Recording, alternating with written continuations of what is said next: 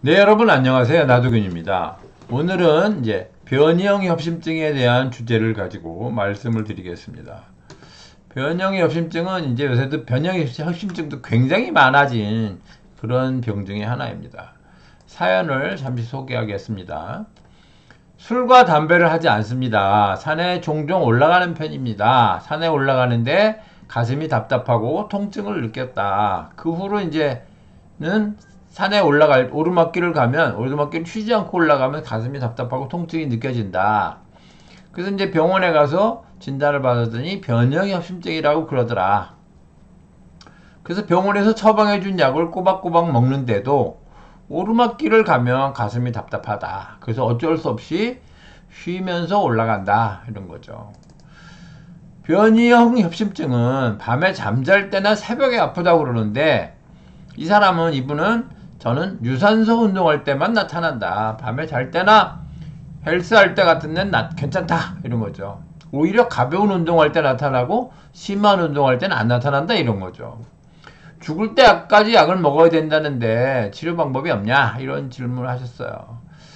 이제 이분은 이제 그 유산소 운동을 할 때 가슴이 답답하고 통증이 있다는 것이 좀 특이한 거예요. 변형 협심증인데 운동을 할 때 아프면 이제 협심증이잖아요. 근데 그것도 사실은 가벼운 운동할 땐 괜찮아요. 근데 이분은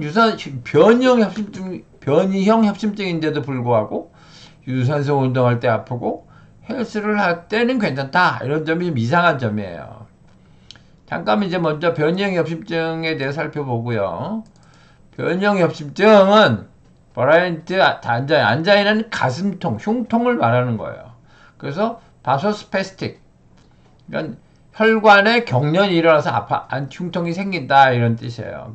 그 심장의 근육으로 가는 관동맥이 경련성 수축을 해서 생기는 가슴 통증이다. 그러니까 일반적인 협심증은 혈관이 좁아져 있어서 심장이 빨리 뛸 때 아픈 거잖아요. 그거 좁아진 건 계속 평상시에 좁아져 있는 거죠. 근데 이 관동맥이 경련성 수축한다는 뜻은 평상시에 괜찮은 거예요. 보기에는 괜찮은데 어떤 이유로 경련을 해서 그때 좁아지는 거죠. 그때 아픈 거다. 근데 협심증인 경우는 경련성 수축을 좁아진 상태 플러스 운동이잖아요. 심장이 빨리 뛰어야 되는 거죠. 근데 이 변형 협심증은 심장이 빨리 뛰는 거하고 상관없이 경련성 수축 때문에 아프다. 이런 거예요. 조금 그 부분이 좀 달라요. 아픈 원인이. 그래서 증상은 휴식할 때나 새벽에 그 증상이 나타나고 운동이나 정신적 스트레스, 그러니까 화나는 거하고 상관없다. 이런 뜻이에요. 진단은 어떻게 하느냐. 먼저 심혈관 조영술을 해야죠. 심혈관 조영술을 해서 동맥경화증으로 좁아져서 그러면 이제 협심증이지 않습니까? 그러니까 협심증인 게 아니라는 걸 해야 돼. 배제를 하고 그 다음에 이제 심혈관 조영술을 했는데 괜찮아. 그러니까 그 다음에는 혈관에 자극을 주는 약물을 주입해서 혈관이 경련으로 좁아지는 수축을 하는 걸 확인해야 당신은 변이형 협심증이다. 이렇게 확진을 한다는 거죠. 그런 그 변이형 협심증에서 그 통증을 일으키는 악화 요인 또는 유발시키는 요인은 뭐냐면 음주, 흡연, 스트레스, 추위 이런 것들이 그거를 이제 악화시키거나 유발시킨다 이런 뜻이에요.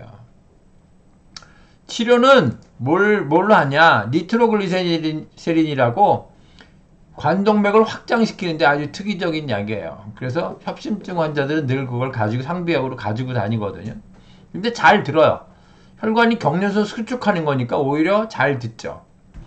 그리고 투약 환자의 한 1-20%가 1년 정도 투약을 하고 나면 약을 끊을 수 있다고 합니다. 그렇지 않은 경우는 이제 대부분의 경우는 사실은 8-90%는 이제 평생 약을 먹어야 되는 거죠. 그리고 근데 이분은 음주도 안 해. 술도 안 먹고 흡연도 안 하고 근데 약은 잘 반응하지 않고 효과가 없는 거지. 그러니까 그 다음에 유산소 운동을 할 때 가벼운 운동할 때 아프다는 점이 좀 특이한 점이에요. 그렇다는 뜻은 뭔가 이분의 가슴 통증은 또는 변이형 협심증이라고 진단받은 그것은 뭔가 다른 게 있는 거죠. 뭔가 다른 원인에 의한 것이다. 이런 거죠. 그러면 이제 다시 의학을 좀 벗어난다고 말할까? 아무튼 좀 더 원론적으로 다시 한번 생각을 되돌아가서 다시 한번 생각을 해봐야 된다는 거죠. 자, 심장은 왜 나빠지냐? 원인이 뭐냐? 이게 이제 원론적인 거잖아요. 나빠지는, 근데 심장에 뭔가 영향을 미쳐서 나빠질 거 아니에요. 그 나빠지는 과정을 한번 살펴보자. 그러니까 심장에 영향을 미치는 게 뭐냐, 이런 뜻이죠. 이제 정말 원론적인 겁니다. 물리적으로 영향을 미치는 게 있을 테고, 그 다음에 혈관을 통해서 뭐 영향이 갈 수 있을 것이고, 심장이니까 속에 들었으니까 혈관을 통하지 않고 직접 뭐 갈 방법이 없잖아요. 그 다음에 이제 신경과 호르몬을 통해서 영향을 또 받을 것이고, 그 다음에 이제 나머지 기타가 있을 것이다, 이렇게 생각해 볼 수 있는 거죠. 그건 물리적인 영향은 뭐 망치로 맞거나 칼로 찌르거나 뭐 주먹으로 맞거나 이런 건데, 이런 건 지금 아니잖아요. 아니고, 그 다음에 이제 혈관을 통해서 영향을 받는다. 그래서 세균 감염이 됐거나, 그러니까 요즘에 뭐 이제 세균 감염 물론 이제 바이러스 감염이긴 하지만 뭐 심내막염이나 심근염이나 이런 것들 다 심장에 영향을 미치잖아요. 그러니까 그런 것들 감염에 의한 거냐? 그 항생제를 치료하거나 뭐 항바이러스 치료하면 되는 거니까 그것도 아니고, 약물 주사도 뭐 독성 있는 약물을, 심장에 독성 있는 약물을 주사한다든가 그러면 이제 나빠질 수 있는데 그것도 또 아니고 그런 거죠. 그 다음에 이제 신경과 호르몬을 통해서 영향을 받을 거다. 그래서 교감신경, 부교감신경이 이제 심장에 영향을 주는데, 이건 자율신경이잖아요. 스스로 자기가 혼자 움직이는 거지. 걔가들이 몸을 조절하는 거죠. 그리고 호르몬도 영향을 미치는데 여러 가지 있는데, 그냥 대표적으로 아드레날린이라는 거 다들 아시잖아요. 아드레날린 폭주한다. 그 젊은 친구들이 뭐 짜릿하다 이제 그렇게 좋아하는데, 사실은 아드레날린은 전투 호르몬이라 심장에 해롭습니다. 심장을 뛰게는 물론 합니다. 그래서 이런 것들이 교감신경, 부교감신경 같은 자율신경이나 여러가지 호르몬들이 심장을 빠르게 또는 늦게 뛰게 하긴 하지만, 이런 것들은 어떤 거에 반응하는 그 결과물이에요. 원인이 아니에요. 원인이 아닌 결과니까 그럼 원인은 뭐냐, 이런 거죠. 심장에 영향을 미치는 것들이, 그 다음에 나머지 또 하나 있는데, 나머지는 앞에 이제 첫 번째, 두 번째, 세 번째가 아닌 나머지는 어떤 거 있냐? 심장에 어떤 에너지가 가해졌을 거다, 이런 거죠.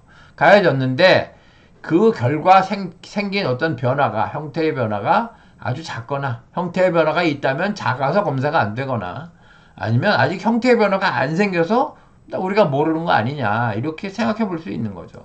뭐 타당한 결론이 있다고 보면은. 그런데 그 가해진 에너지, 심장에 어떤 가해진 에너지가 바로 심기다, 이렇게 말씀을 드리는 거죠. 그럼 심기가 나빠지면 첫째는 그 자체가 통증을 일으킵니다. 기는 통죽 불통, 불통죽 통이다, 이런 말이 있는데 재밌죠, 말이. 앞에 통자는 통할 통자예요. 통하면 불통, 뒤에 통자는 아프다는 통자잖아요. 그러니까 통하면 즉 불통, 아프지 않고, 불통, 통하지 않으면 즉 아프다, 이런 거예요. 그러니까 기는 잘 통하면 통증이 없고, 잘 통하지 않으면 아프다. 그러니까 기 자체가 통증을 일으킨다. 이게 첫 번째고요. 두 번째는 심기가 호르몬이나 신경계통 또는 미네랄 이런 데 영향을 미쳐갖고 결국 심장에 영향을 미칠 거다. 그랬으니까 문제가 생길 거 아니에요. 어떤 에너지가 가해졌는데 그 에너지가 심기고, 그 에너지가 호르몬과 신경계통, 미네랄에 영향을 미쳐서 심장을 나쁘게 했을 거다, 이런 거죠. 그럼 심기는 왜 나빠지냐?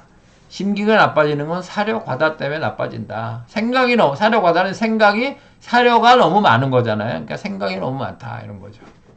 그 요즘 말로 따지면 과로, 긴장, 스트레스, 피로, 이런 것들이에요. 이런 것들이 다 심장을 나쁘게 한다.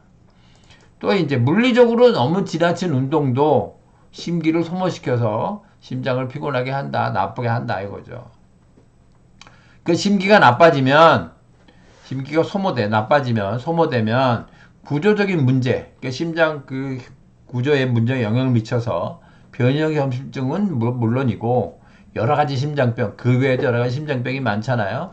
부정맥도 있고, 뭐 판막 질환도 있고, 협심증도 있고, 뭐 그런 것들이 있는데, 그런 걸 일으키게 된다, 이런 거죠. 그럼 치료는 어떻게 할 거냐? 변형의 협심증을 치료할 때는 서양의학적으로는 이제 앞에서 말씀드린 대로 혈관 확장제, 니트로글리세린 같은 혈관 확장제를 투여하고요. 대부분의 환자는 8, 90% 환자는 평생 복용해야 된다. 그런 거죠. 한의학적으로 볼 때는 이제 원인이 심기니까 근본적인 문제가 심기니까 심기를 잘 치료해서 어느 정도 새거가 되지는 물론 않아요. 그때 어느 정도 복구를 하면 평생 복약하지 않고 지낼 수 있다. 이렇게 말씀드릴 수 있겠습니다. 네, 오늘은 변이형 협심증에 대해서 말씀드렸고요. 들어주셔서 감사합니다.